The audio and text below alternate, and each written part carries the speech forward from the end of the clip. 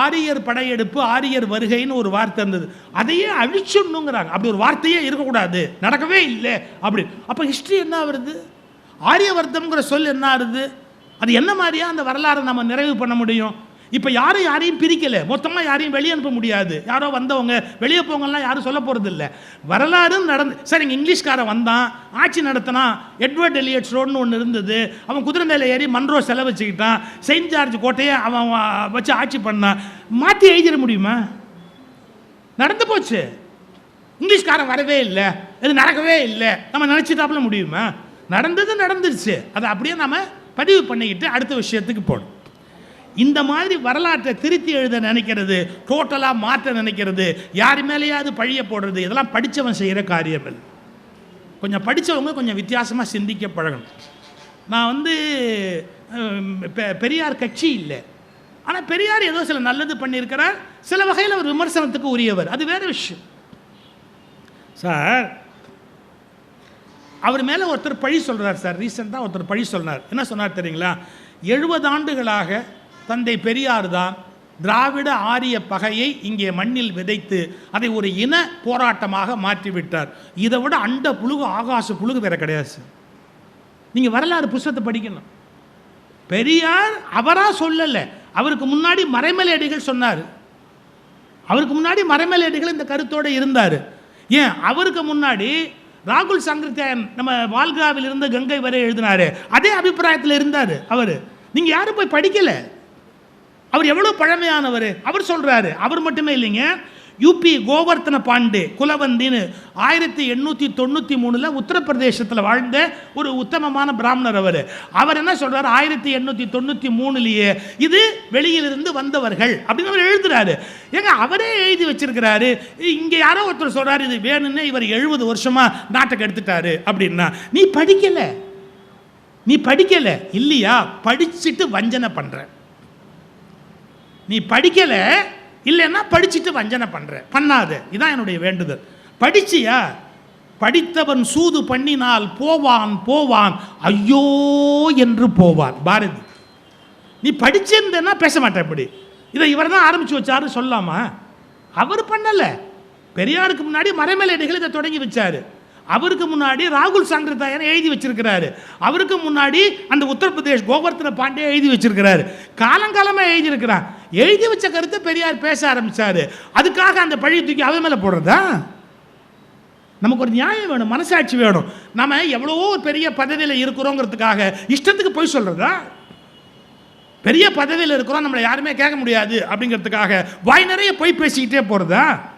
பொய் மூலம் இந்த உலகத்தில் எதையும் சாதிக்க முடியாது.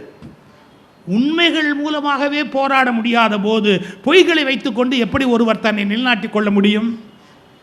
அதனால் படிக்கணும். படித்ததை வஞ்சனை இல்லாமல் மற்றவரோட பகிர்ந்துக்கணும், அதை சிந்திக்கணும், வாழ்க்கையை நடைமுறைப்படுத்தணும். படித்த முட்டாளாக வாழ்க்கையை வீணாக்கி விடக்கூடாது. அதற்காக இந்த புத்தக திருவிழா ஒரு கண் திறப்பாக அமையட்டும் என்று வேண்டி விடைபெறுகிறேன். நன்றி, வணக்கம்.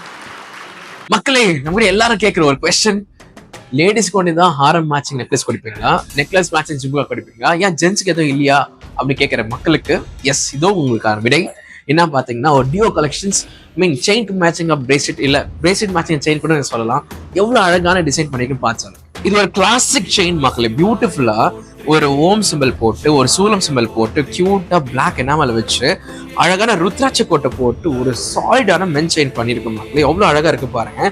இதுல அழகு என்னன்னா, இந்த செயின் போட்டு மேட்சிங் பிரேஸ்லெட் போடும்போது அப்பா செம்ம அழகா இருக்கும். ஸோ கியூட்டான ஒரு பிரேஸ்லெட், கியூட்டான ஒரு செயின் நீங்க பார்த்து ரசிக்கிற மாதிரி. இது மட்டும் இல்லை மக்களே, உங்களுக்கு எதுவும் கஸ்டமைஸ் பண்ணணும், இது மாதிரி செயின் பிரேஸ்லெட் மேட்சிங்க பண்ணணும்னா டெஃபினட்டா பண்ண முடியும். இந்த மாதிரியான கலெக்ஷன்ஸுக்கு உங்களுக்கு MN Jewel Parkல இன்ஸ்டாகிராம் பேஜை ஃபாலோ பண்ணி DM பண்ணுங்க. Will get back. Thanks a lot.